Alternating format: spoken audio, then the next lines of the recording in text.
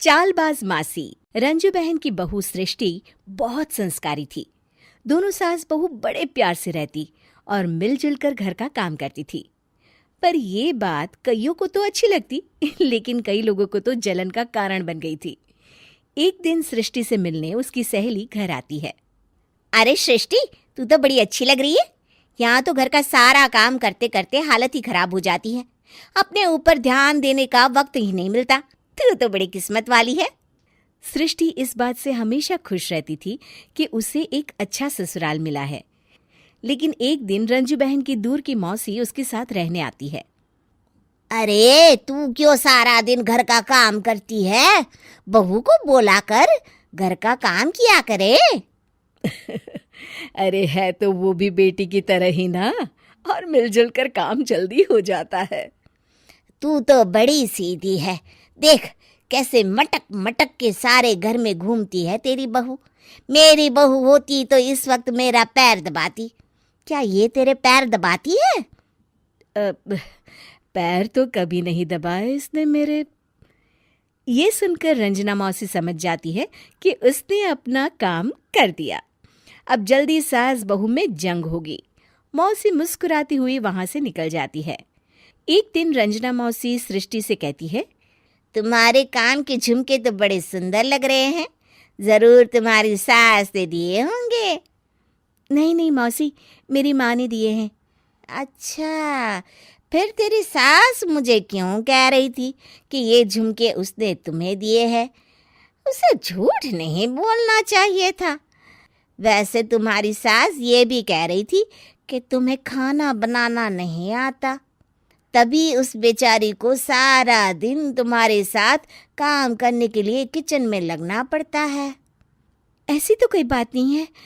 मुझे खाना बनाना नहीं आता।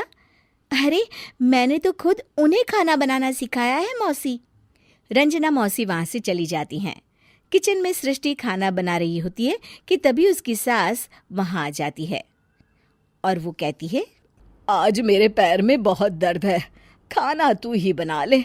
और वैसे भी मैंने सुना है कि मुझे खाना बनाना तो तूने सिखाया है। हाँ माँ जी, सुना तो आपने सही है। वैसे मैंने भी बहुत कुछ सुना है, लेकिन क्या बोलूं। दोनों सास बहू को झगड़ते देख बाहर खड़ी रंजना मौसी मुस्कुराने लगती है। बड़ी आई थी प्यार से रहने वाली।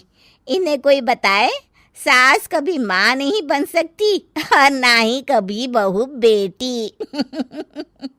शाम को रंजना मौसी सृष्टि को बुलाती है। अरे सृष्टि बेटा, जरा एक कप चाय तो दे दे। मौसी, चाय आप माँ जी से ही ले लीजिए। मैं किचन में पैर भी नहीं रखूंगी। वैसे भी मुझे कहाँ आता है चाय बनाना। तभी वहां रंजू आ जाती है। वो सृष्टि की बात सुन लेती है। हाँ हाँ बहू रानी, तुझे तो कुछ नहीं आता। रंजना, तो तू एक काम कर, तू ही चाय बना ले। और हाँ, सृष्टि को भी चाय दे देना। इसे क्या लगता है, ये चाय नहीं बनाएगी तो क्या हम चाय नहीं पिएंगे? अरे हम पिएंगे भी और पिलाएंगे भी। रंजना मौसी थक कर उठती है। ठीक है रे रंजू दीदी, आप जैसा बोले। रंजना चाय बनाकर लाती है और सोफे पर बैठी सृष्टि और रंजू को चाय देती है। अच्छा, मैं थोड़ा मंदिर तक जा रही हूँ, रात में देर हो जाएगी आने में। रंजना देर रात घर आती है तो सृष्टि को आवाज लगाती है। अरे बहू रानी, कुछ खाने को तो दे दे, बहुत जोर से भूख लगी है। मैंने कोई खाना वाना नहीं बनाया मौसी। वैसे भी आपकी बहन तो कहती है ना कि मुझे खाना बनाना आता ही नहीं। हे भगवान, अब यह फिर से ना शुरू हो जाए। तभी वहां रंजू आ जाती है। रंजू, आज खाना तुम ही बना लो, और हाँ, थोड़ा खाना सृष्टि को भी दे देना, ताकि इसे भी पता चले कि हमारे यहाँ खाने का स्वाद क्या होता है। रंजना बेचारी किचन में जाकर पूरे घर का खाना बनाती है।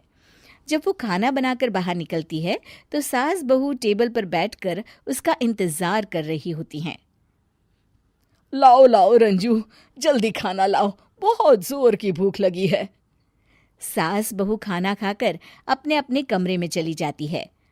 अगले दिन सुबह रंजू रंजना के कमरे में जाती है। अरे रंजू, अभी तक सो रही हो?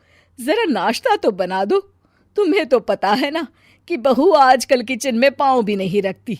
पता नहीं किसने उसके कान भरे हैं। चलो अब उठो और नाश्ता बनाओ।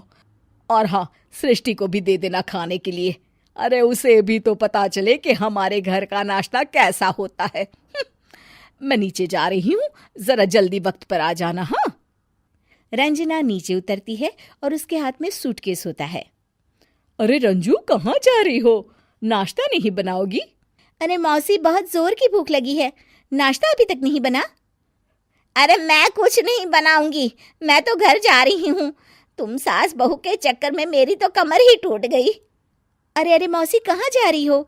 तुम चली जाओगी तो हम सास बहू को खाना कौन खिलाएगा? रंजना मौसी भागते हुए कहती है। अरे मेरे बस की नहीं है, मुझे माफ करो। मैंने तो गलती कर दी तुम दोनों के बीच में झगड़ा लगाकर। रंजना मौसी के जाने के बाद रंजू सृष्टि से कहती है। बढ़िया आई थी हमारे बीच लड़ाई लगवाने वाली।